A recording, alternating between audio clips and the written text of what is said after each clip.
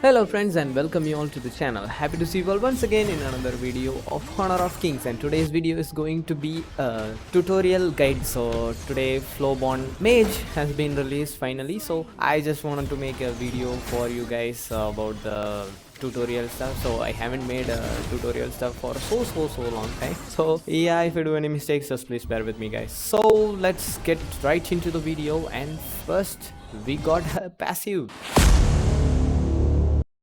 So her passive is nothing different guys from the other two FlowBorns which have been released already. The only thing is a little bit difference is there, because whenever she changes her stats from the space, she will have a little bit of additional magic damage. So there are like 4 stats you can increase, right? For FlowBorn you have like damage, movement speed, health and cooldown. So all these stuffs are here, but the extra thing is you will get additional magic attack damage. Like you will get like around 50 to 60 in the earlys, and in the late games you will get 100. Okay, so for damage you will get magic attack and magic pierce. Okay, so that is another thing. So I will show you the skills, I mean the things which will increase whenever you change the stuff. Okay, these are the things it will change, and if you get to level 15 the stats will be also changed. So now again I will show, and I get to 15. See, now it increased from 100, and like the movement speed increased, the cooldown, everything is increased, right? So as you can see here. And also friends, there is another passive, like whenever she uses her S1 she will gain some stacks, right? When she gains the stacks, after that she will use normal attacks. So the normal attacks will be the enhanced one, and she will deal additional damage to the enemies. If there are like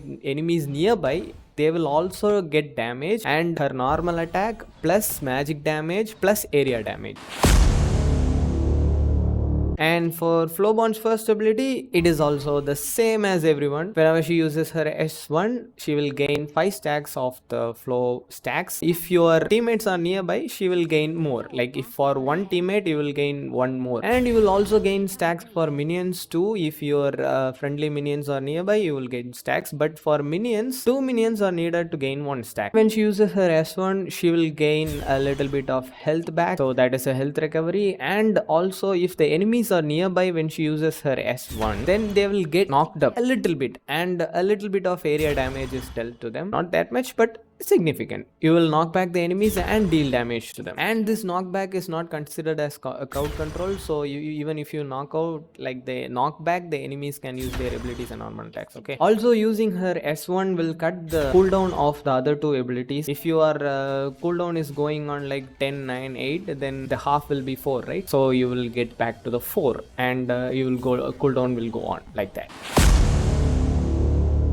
So now for her skill 2, so normally if you use her skill 2, it will make a circle over there, and it will deal damage to the enemies. Like the first damage will be high damage, and the continuous damages will be low. The circle will be there for like 1.5 seconds, I guess. So it will deal, the circle will deal damage 0.5 seconds, every 0.5 seconds. Okay, and this ability has additional buff as usual. So if you use it for 2 stacks, I mean you can use it like 3 stacks, right? So if you use it when you have 2 stacks, then for the first stack you will normally use the ability as it is, and for the second stack you will knock up the enemies. Okay, knock up the enemies and deal the same amount of damage, like first high damage, right? So you will knock up the enemies and deal that much damage, and for the third one you will again slam the enemies to the ground and deal the same amount of damage. Okay, now you get it right. So for example, let me tell you guys, the first damage is going to be 800, and the next consecutive damages are going to be like 100, 100, 100. Then if you use the ability 3 times, you will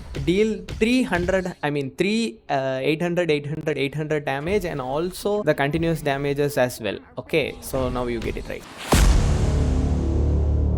And now for her ultimate guys, her ultimate is the, yeah, it's a torchlight. Yeah, it's like Angela's ultimate, but the only thing is you can move when you use your ultimate. That's all. It is Angela's ultimate, but you can move, and also you can use other abilities when you are in the ultimate form. That is another good thing about her. She will deal a lot of damage even when she uses her ultimate. So if you use her ultimate, it will just get locked on to the enemy, so you don't have to worry about changing the direction and stuff like that. It will just lock on to the enemy till the torchlight goes off. Okay, and when she uses her abilities on the minions, in the minions it is going to be like it will connect all the minions and deal damage to all the minions, and if there is a hero at the end or in the middle of the line, it will also deal damage to the hero. And if you look closely, when she casts her ultimate, her normal attack, like her enhanced normal attack, also get casted at the bottom. You can see it, right? So if the enemy is getting ultimate from her is nearby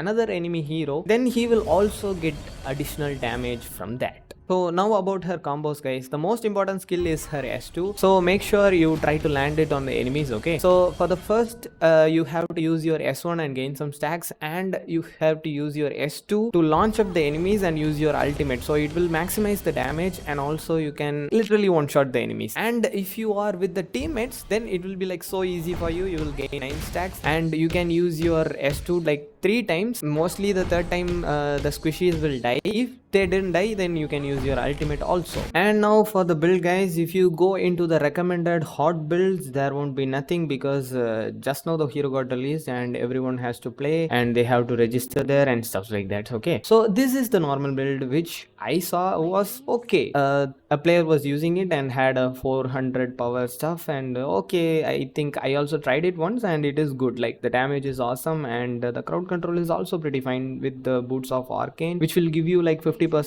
15 mana per 5 seconds. Like she will be having a lot of mana issues, guys, I am telling you. So you have to build according to that. And for the second equipment, we can go for the Tome of Wisdom and also the Frozen Breath, which is like so good for crowd control. So when she uses her S2, and it will slow down the enemies, and you can use the second form of your S2 to stun them, right? So if they run off, then we can't stun them. So it will be like so useful to use Frozen Breath. And also Insatiable Tome, like if you are at low HP, it will gain some like lifesteal, right? So it will be useful, and it is also used for the cooldown reduction that you need. So in the late games, you will mostly go on for Magic Pierce passive, so it will be good. So you don't have to worry about the cooldown and other stuff. So for the next, you have Twilight Stream, which will be useful for your Magic Pierce equipment. But the good thing is your passive with Magic Pierce and this equipment will be in a very good sync. Okay, so you can use it. And for the last equipment, you can go for the Seventh Wrath, or you can go for the Splendor, like whatever you want. And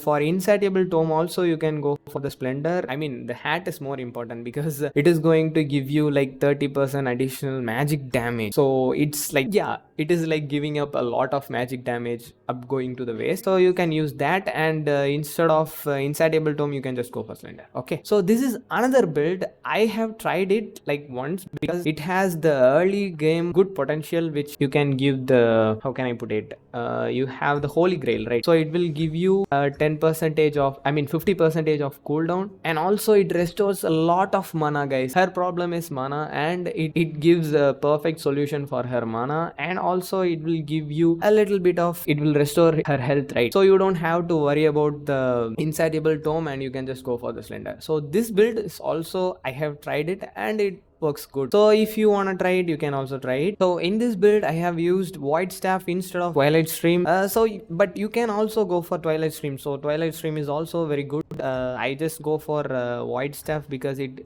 gives you a little bit of additional magic attack. And the Magic Pierce is, if you have the Twilight Stream and the passive stat, then you don't have to worry about the Magic Pierce at all. So it's up to you, guys. Like it will be, and this, the only thing is the Twilight Stream will also give you like 10% cooldown reduction. And for this build, already we have the shoes and the Holy Grail to give you the cooldown reduction, so you don't have to worry about the cooldown, and you can just go for the White Staff. It will give you like additional a little bit of magic damage and also PS. And for the Arcana, friends, you can just go for the general Mage Arcana, which you normally use for all the other mages. So friends, that is all the information I have to tell you about her, and the rest is in your hands. Just pick her and play like whatever you want. Now I can see like most most of the players are using her in the mid lane and also in the DS lane. So yeah, I have tried her in DS lane also. Like, that's all for today's video, and I hope you all find this video entertaining and helpful. And if you want to help your friends, you can just share the video, and if you want to see more, just hit the subscribe and also like the content. So see you all guys in the next video. Until then, bye bye and have a great day. This is Seronix signing off. Bye bye.